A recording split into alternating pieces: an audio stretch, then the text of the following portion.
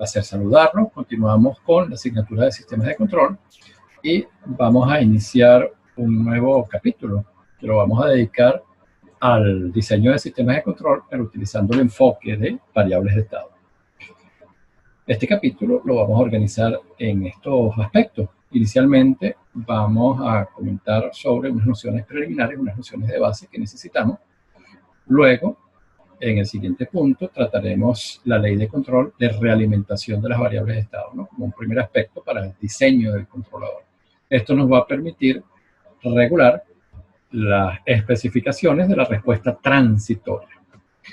En los siguientes dos puntos nos vamos a concentrar en lo que es el problema de seguimiento y lo vamos a particularizar para dos tipos de señales de referencia que aparecen ampliamente en la práctica: las señales constantes tipo escalón y las señales que cambian de manera lineal, ¿no? Las señales tipo rampa.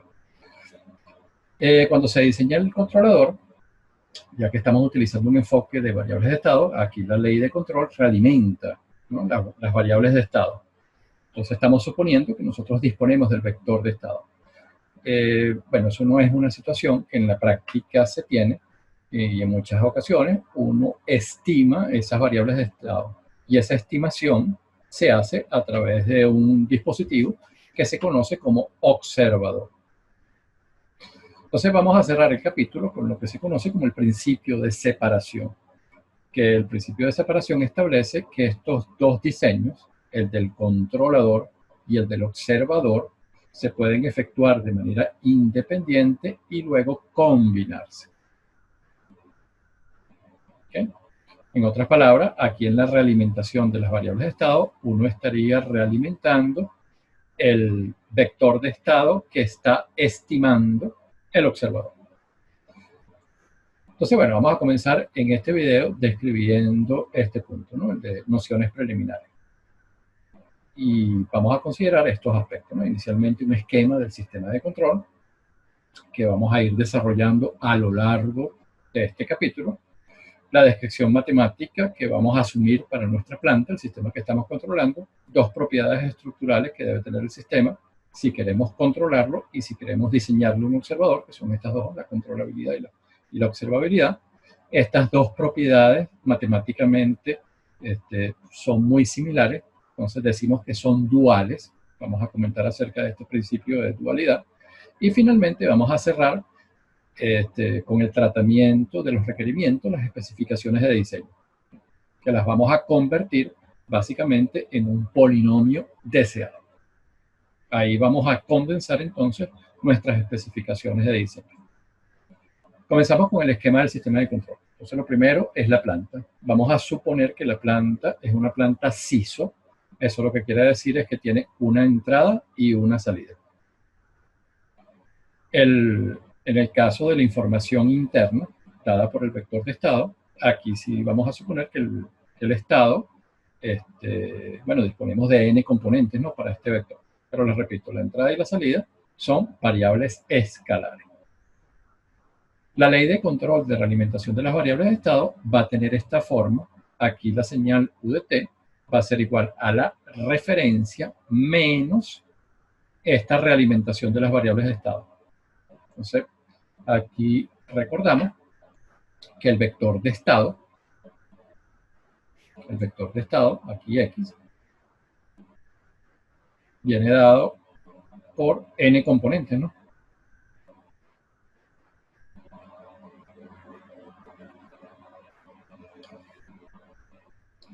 Y por aquí vamos a tener este vector de ganancia, que también va a tener n componentes.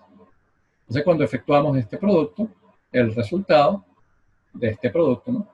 Va a ser K1 X1 más K2 por X2 más K sub n por Xn.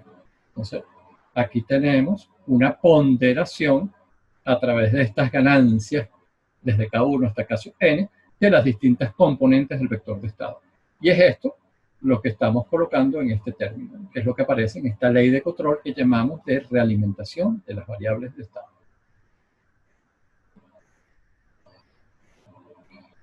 Lo que les comentaba al inicio, en muchas oportunidades uno no dispone del vector de estado, tiene que estimarlo y esa estimación se hace a través de un observador. Y ese observador, para funcionar, necesita la información de la entrada y la información de la salida, y él produce entonces un estimado del vector de estado. Entonces, este es algo que va a converger hacia nuestro vector de estado, si está bien diseñado. Entonces, aquí realimentaríamos es el estimado del vector de estado.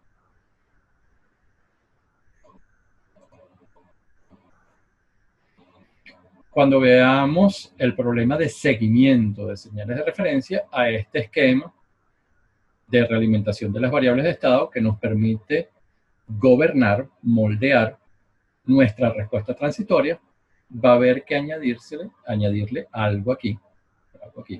De momento lo estoy llamando el bloque de sistema para seguimiento, que nos va a permitir que la salida asintóticamente converja hacia la referencia que estamos colocando aquí. Nosotros vamos a concentrar nuestro diseño para señales tipo escalón y señales tipo rampa.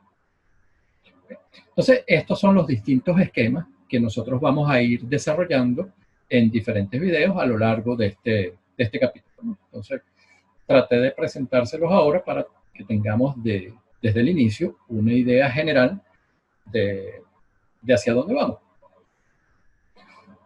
Siguiente punto, descripción matemática de la planta. Bueno, vamos a asumir que la planta es escalar, tenemos una entrada y una salida, y vamos a asumir una descripción en variables de estado, ¿no? Lo convencional. Aquí aparece la matriz de estado, la matriz de entrada y la matriz de salida.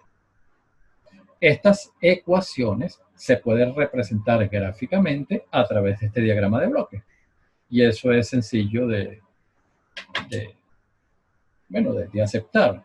Si nosotros suponemos que este es el vector de estado, eso quiere decir que aquí vamos a tener la derivada, ¿no? Que al momento de integrarla nos da el vector de estado. Entonces, fíjense que x punto, entonces, ¿a quién es igual? A por x, que viene por aquí abajo, más b por u, que viene por acá. Y para la ecuación de salida, bueno, la salida es c por x. Entonces, les repito, este diagrama de bloques es una manera gráfica, ¿no?, de representar las relaciones matemáticas de la descripción en variables de estado, ¿no?, de las ecuaciones de estado. El siguiente aspecto que vamos a tratar es la propiedad estructural de controlabilidad. Esta propiedad establece lo siguiente. Nos dice que un sistema es controlable si existe una señal de control U de t que transfiere el vector de estado, x de t, desde cualquier estado inicial hacia cualquier estado final deseado. Y eso lo hace en un tiempo finito. En caso contrario, diremos que el sistema es no controlable. Entonces, la propiedad de controlabilidad nos permite movernos libremente dentro del espacio de estado. Es decir, siempre vamos a poder ir desde una posición inicial hacia una posición final, cualesquiera que esta sea. Porque siempre vamos a conseguir una señal de control que nos permite esa transferencia. ¿Cuál es el test de controlabilidad? Porque hay un test que nos permite asegurar esto que hemos escrito aquí. Y se basa en que en el rango de la matriz de controlabilidad debe ser igual a n. El rango nos indica el número de columnas linealmente independientes que tiene esta matriz. Y en este caso debería haber n columnas linealmente independientes. Entonces, si se da esta condición, el sistema es controlable. Ahora bien, esa matriz de controlabilidad, ¿cómo se forma? Bueno, de esta manera, ¿no? Entonces, colocando productos de la matriz de estado por la matriz de entrada. Y esto hasta el orden o la potencia n-1. Ahora bien, como nosotros estamos considerando plantas que son SISO, es decir, una entrada, una salida, esta matriz de controlabilidad, que en el caso general va a ser una matriz rectangular que va a tener más columnas que filas, se va a convertir en una matriz cuadrada. Entonces, la condición de rango se sustituye simplemente verificando si la matriz es no singular. Esto es, si es invertible o no es invertible. Entonces, simplemente calculando su determinante y viendo si es diferente de 0, nosotros podemos concluir sobre el sistema es controlable o no. La otra propiedad, la de observabilidad. Entonces, esta se refiere a que un sistema es observable si y solo si existe un tiempo finito, de forma que el estado inicial, x sub 0, se pueda determinar a partir de la observación de la salida, dada una entrada conocida, ¿no?, que estamos aplicando. Entonces, la propiedad de observabilidad se refiere que a partir de la información externa, entrada-salida, nosotros podemos determinar entonces la información interna, ¿no?, el vector de estado inicial, y de esta manera la evolución del mismo. Al igual que para el caso de controlabilidad, hay un test de observabilidad que se basa en hallar la matriz de observabilidad y determinarle su rango. Si el rango es n, el sistema será observable. Entonces, fíjense que la matriz de observabilidad es parecida a la otra, lo único es que ahora, en vez de intervenir la matriz B, la matriz de entrada, interviene la matriz C, la de salida. Y en vez de crecer en columnas, como hacía la matriz de controlabilidad, esta crece en filas. Nuevamente, para el caso de plantas CISO, plantas una entrada, una salida, esta condición de rango se convierte en una condición de si la matriz de observabilidad es o no invertible. Un ejemplo, nos dan un sistema descrito en variables de estado por estas ecuaciones y nos piden que determinemos su controlabilidad y su observabilidad. Empezamos con la controlabilidad. Vamos a construir entonces la matriz de controlabilidad. Entonces nos damos cuenta que aquí está la matriz A, la matriz B y el orden, n es 2. Por lo tanto, estas matrices van a llegar aquí hasta 2 menos 1, o sea, hasta el producto de A por B. Entonces, para este caso, para este ejemplo, la matriz de controlabilidad solamente va a tener estas matrices, ¿no?, la matriz B y el producto de A por B. Entonces reemplazamos, aquí está la matriz B, aquí está el producto de A por B, lo efectuamos y nos da esta columna, menos 3, 2. Entonces, esta sería la matriz de controlabilidad para un sistema con esta matriz de estado y esta matriz de entrada. Es cuadrada, calculamos el determinante, da menos 3, es distinto de 0, por lo tanto el sistema tiene una matriz de controlabilidad no singular y será entonces controlable. Para el caso de la observabilidad, bueno, construimos la matriz de observabilidad. Para este orden, la matriz de observabilidad es simplemente la matriz de salida y el producto de C por A. Reemplazamos y en este caso nos da que el determinante es nulo, por lo tanto la matriz de observabilidad es singular, el sistema no es observable. Si el sistema no es controlable o no es observable, esto no es algo que se resuelve matemáticamente. Esto es algo que se debe resolver físicamente. En este caso, si nosotros queremos observabilidad para el sistema, debemos incorporar sensores en algunas partes, de manera de modificar esta condición de que no se pueden ver el estado a partir de la salida, ¿no? Debemos observar más variables para que el sistema llegue a ser observable. Lo mismo en el caso de la controlabilidad. Si un sistema no es controlable, eso no es algo que se resuelve matemáticamente, es algo que se debe resolver físicamente.